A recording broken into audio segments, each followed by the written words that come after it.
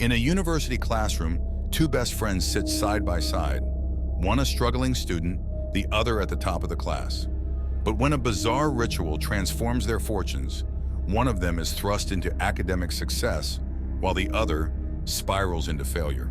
As guilt and suspicion tear their friendship apart, the darker truth begins to surface. What did the grandmother do, and at what cost? Stay tuned to uncover the chilling story of how knowledge can come at a terrible price.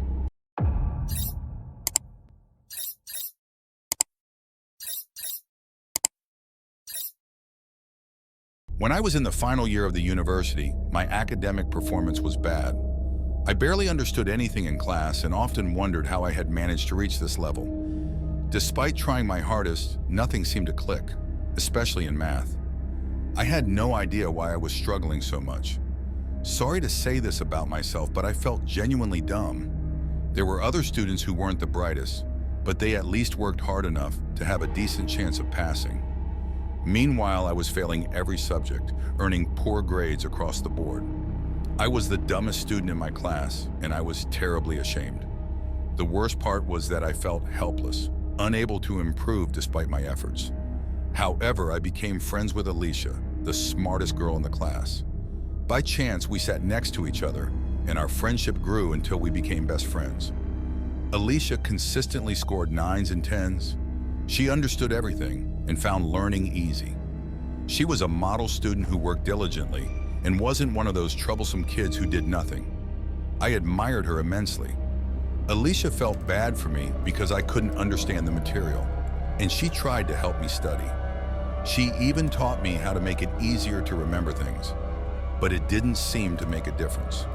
Alicia never gave up on me and never treated me like I was dumb. She was always helpful and kind, constantly offering to help me improve my grades. But her efforts were in vain. I kept failing. Since we were best friends, Alicia often came over to my house and I visited hers. I introduced her to my parents, and they liked her because she was well-mannered and polite.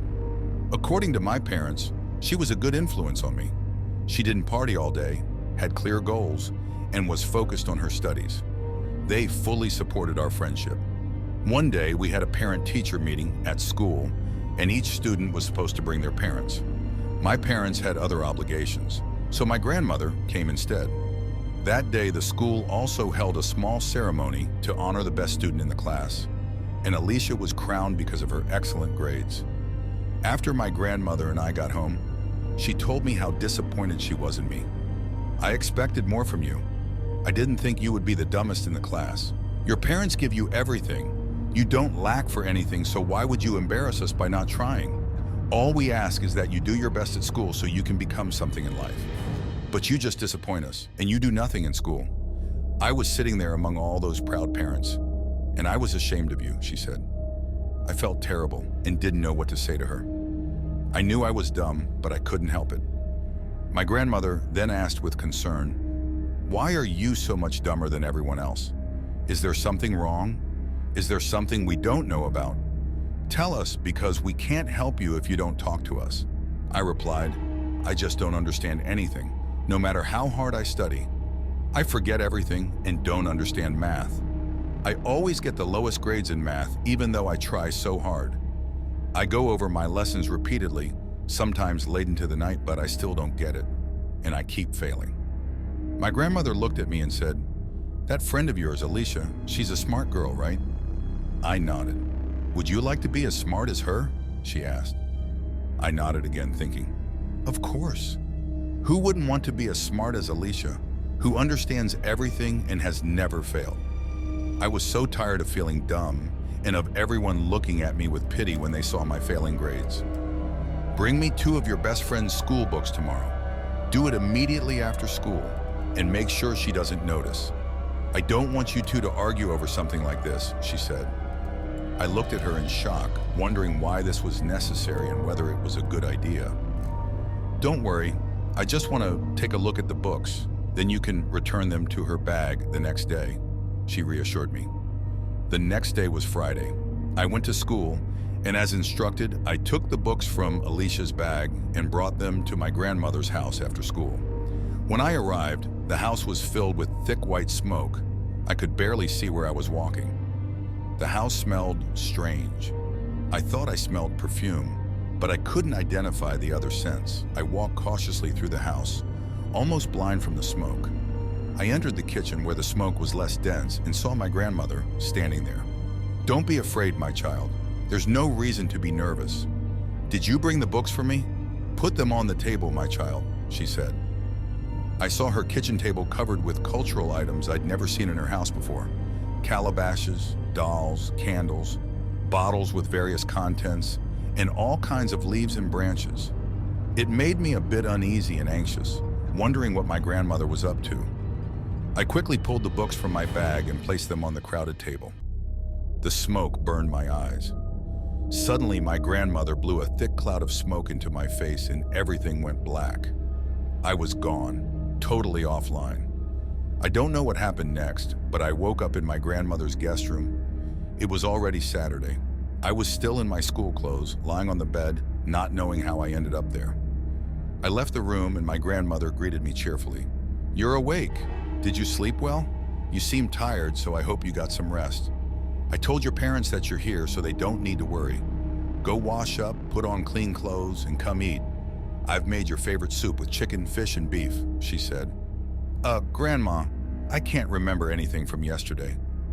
"Do you know what happened to me?" I asked. "Of course you don't remember. You fainted. The sun was probably too intense for you. It's not easy walking around in this heat. Sometimes I feel so dizzy when I walk in the midday sun," she said to reassure me. "You blew smoke in my face and then I blacked out," I said. "Me?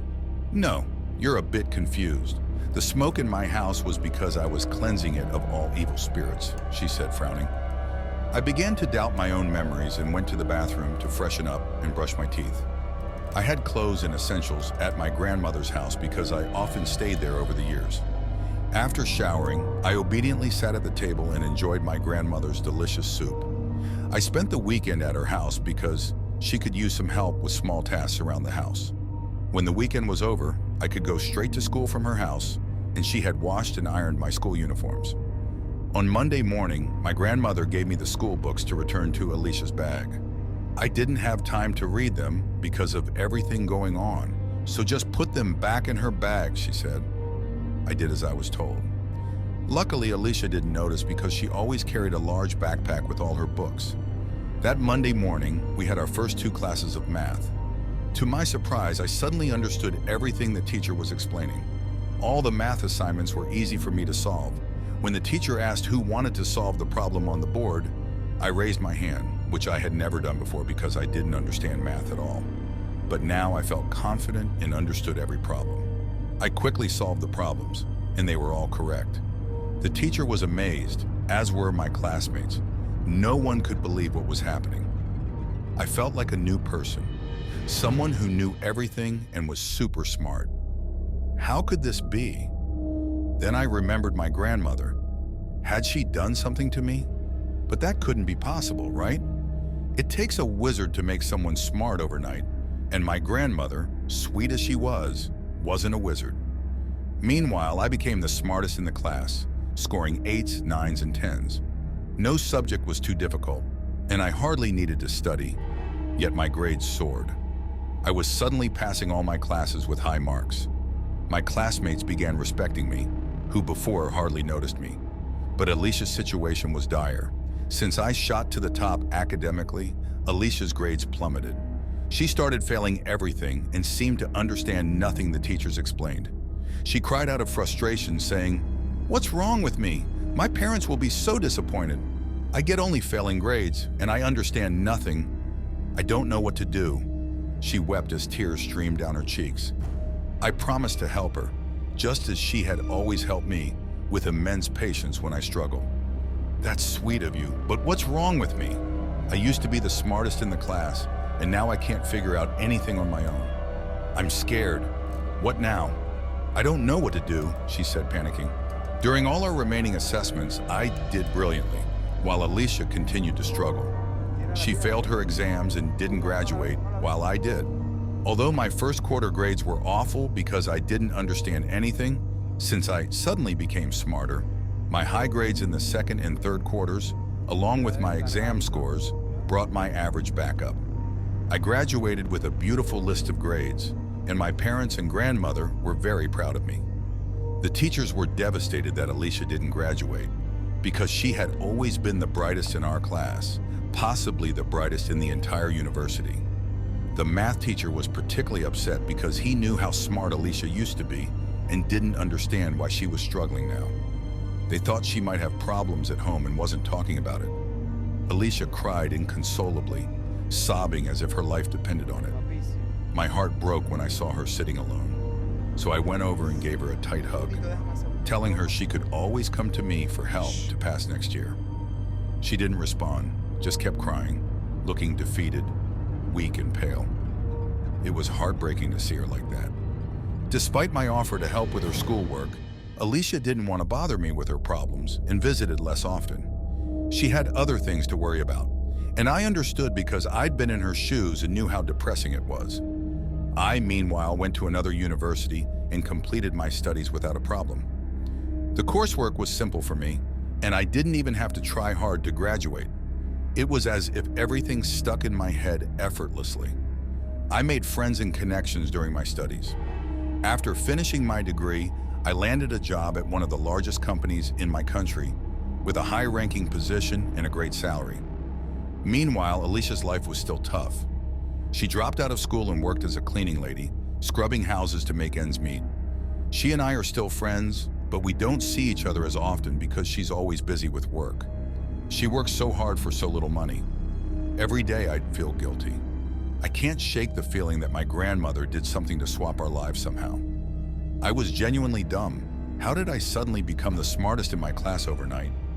But then again, if I asked my grandmother, she'd deny it. If she wanted to confess, she would have done it by now, but she's never mentioned anything about it. Does my grandmother even have that kind of power to do something like that? Did she really do it? Or am I just blaming her without proof? I struggle with this thought every day because I feel complicit and guilty. I feel like I've stolen someone else's future. I see Alicia struggling daily, working herself to exhaustion for a small paycheck. She's always tired, worn out, and weak. Sometimes I just want to cry and beg her for forgiveness for what my grandmother might have done to her. But I don't have proof. I have nothing but suspicion. The books I took from Alicia's bag to give to my grandmother for inspection don't prove anything. There's no hard evidence. I can't blame my grandmother without certainty. It wouldn't be fair, but deep down I do hold it against her, even though I have no proof. My relationship with my grandmother isn't what it used to be because I secretly mistrust her. Yes, she meant well, but it's wrong to help one person at the expense of another innocent soul. Some cultural or voodoo priests are said to be able to steal a pregnancy from one woman and place it in another. So I suspect my grandmother transferred Alicia's knowledge and intelligence to me. Now I live with a secret, a very heavy secret that I never asked for, but am now burdened with. A secret I can't share with my best friend because I have no proof and I can't even explain it myself. The feeling lingers that this good fortune I now have, the good job and high salary that grant me financial freedom, doesn't belong to me. I live with guilt that casts a shadow over my life and future. What do you think? Did her grandma do something to Alicia? Let us know in the comments because we think so.